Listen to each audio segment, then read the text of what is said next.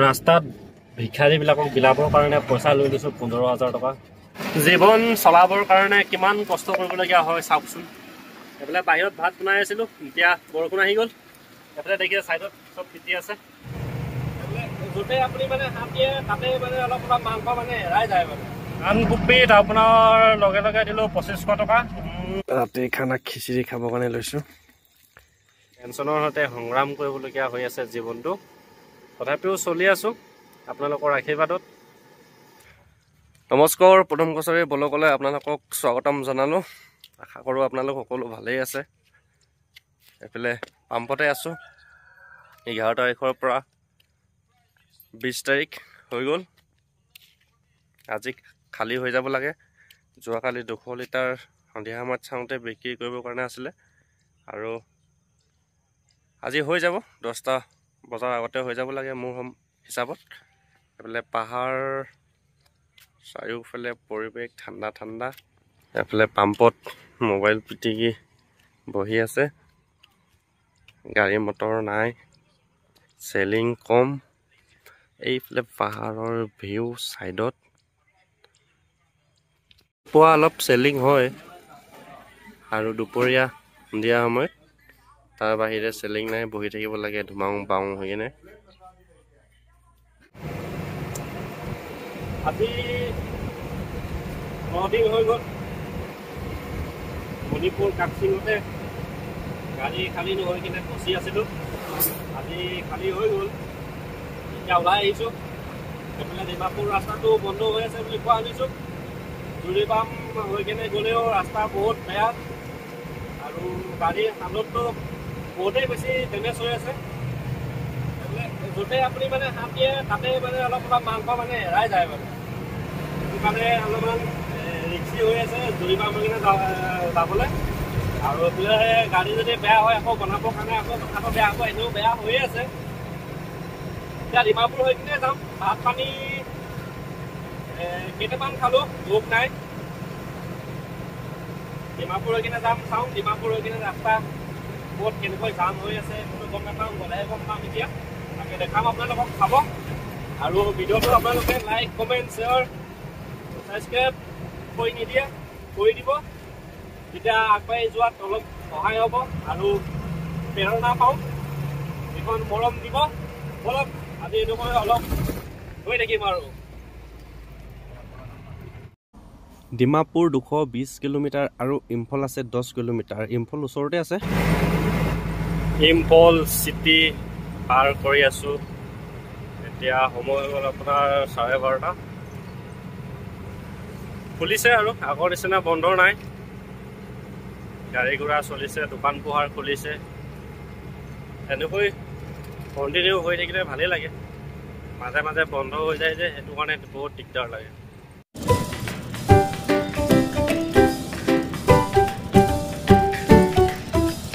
পৰা আপোনাৰ যোনটো ডিমাপুৰ ৰাস্তা আছে, এইটো ৰাস্তাত আহিলে মানে আপোনাৰ পকেটত 15,000 টকা 20,000 টকা লৈ কিনে আহিব লাগিব, আৰু ৰাস্তাত মিলাব লাগিব। এইফালে 1,000 টকা, আৰু এইফালে 200, 100 তিনিটা গেটত টোটেল আপোনাৰ হৈ গ'ল এতিয়া 1300 টকা। আৰু আগত দিবলগীয়া বহুত গেট আছে। ৰাস্তাত ভিক্ষাৰীবিলাকক বিলাবৰ কাৰণে পইচা লৈ লৈছোঁ 15,000 টকা। ৰাস্তাত ভিক্ষাৰী ঢেৰ আছে, ভিক্ষাৰীকেইটাক দি যাব লাগিব। উলিয়াই লৈছোঁ ৰাস্তাত, নহ'লে আকৌ জেঙেও হ'ব আৰু মানে পইচা পাতি নিদিলে। সেইকাৰণে জেং হোৱাতকৈ নোহোৱাই ভাল, আগতে উলিয়াই লৈছোঁ, ৰাস্তাত দিব লাগিব। আমি আহি কেনে পালোঁ কাণকুপি। ইয়াতে আৰ্মি চেক পোষ্ট আছে, আৰু ইয়াতে কুকি বস্তিও আছে বুলি কোৱা শুনিছোঁ। কাণকুপিত আপোনাৰ লগে লগে দিলোঁ 2500 টকা, 1000 টকা আৰু 1500 টকা। এটা স্লিপ দিছে, সেইটো হৈ গ'ল 1000 টকা স্লিপ, আৰু 1500 টকা স্লিপটো নিদিলে। ইয়াত এনেকৈ চলে মানে মণিপুৰত, অকল পইচাৰ খেল ইয়াত। পাহাৰত যেনেকৈ চলোঁ তেনেকৈ কষ্টও পাওঁ, তেনেকৈ শান্তি সুখ দুটাও পাওঁ। পাহাৰৰ ভিউবিলাক দেখি চাই ভাল লাগে। পাহাৰৰ পৰিৱেশবিলাক বহুতেই বেছি বেলেগ। কাণকুপি পাই গ'লোঁ, ইয়াতো এণ্ট্ৰি কৰিব লাগিব, আৰু ইয়াত দিব লাগিব 100 টকা। সেইটো গৈছে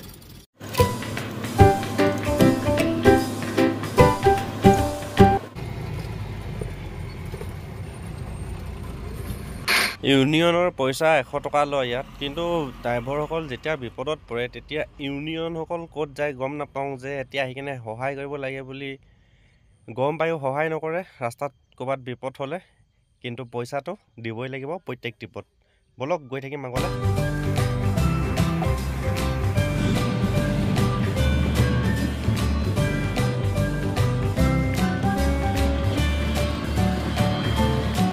আৰু মানে 20% আহিলোঁ, ৰাস্তা এতিয়ালৈকে 3,500 মান টকা দিলোঁৱেই,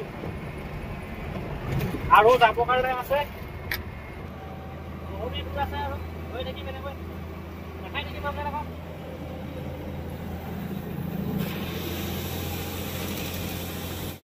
মণিপুৰত লোড গাড়ী খালী গাড়ী দুটা আপ এণ্ড ডাউন কৰোঁতে পইচা দিবলগীয়া হয় গেটত পইচা বিলাওঁতে আমাৰ আধা আধি পইচা শেষেই হৈ যায়। চাওক পাহাৰৰ ভিউটো, এফালে পোহৰ হৈ আছে, এফালে আন্ধাৰ কৰি আহিছে, বৰষুণ দিব আৰু ঘৰাং ঘৰুং কৰি আছে, ৱাইপাৰো নচলে। মুঠতে টেনশ্যন দিয়ে থাকিব, এটা নহয় এটা আহিয়ে থাকিব। চিন্তা ধৰক, ইটো যায় সিটো আহে, সিটো যায় সিটো আহে, কণ্টিনিউ প্ৰত্যেকটো দিন এটা নতুন নতুন টেনশ্যনৰ সৈতে সংগ্ৰাম কৰিবলগীয়া হৈ আছে জীৱনটো।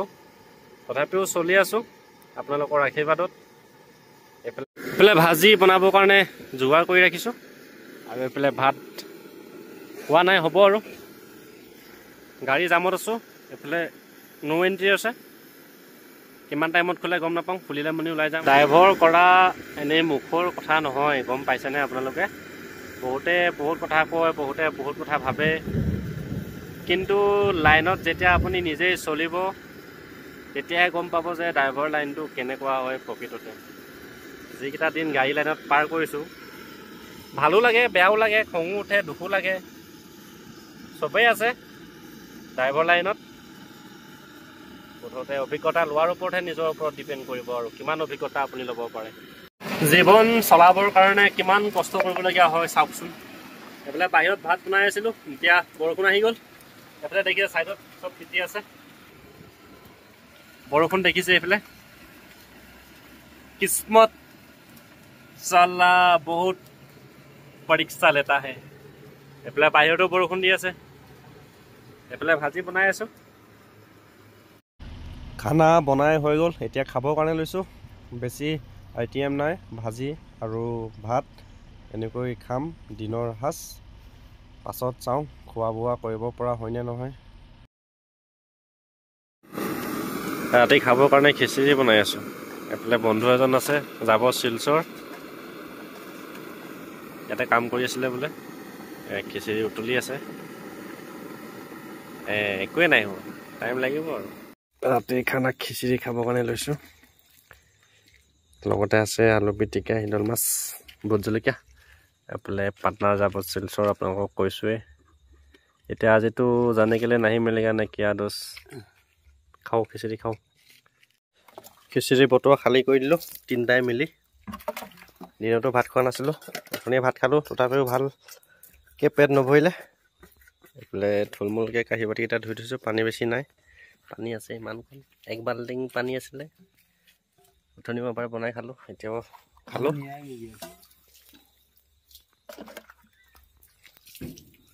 ইয়াতে শুই থাকিলোঁ, গাড়ী যাবৰ কাৰণে নিদিলে। এইফালে গোটেই গাড়ী জাম লাগি আছে, বহুত দীঘলীয়া line. Like, comment, share, subscribe কৰি দিব। আকৌ লগ পাম নতুন এটা ভিডিঅ'ৰ সৈতে। ধন্যবাদ।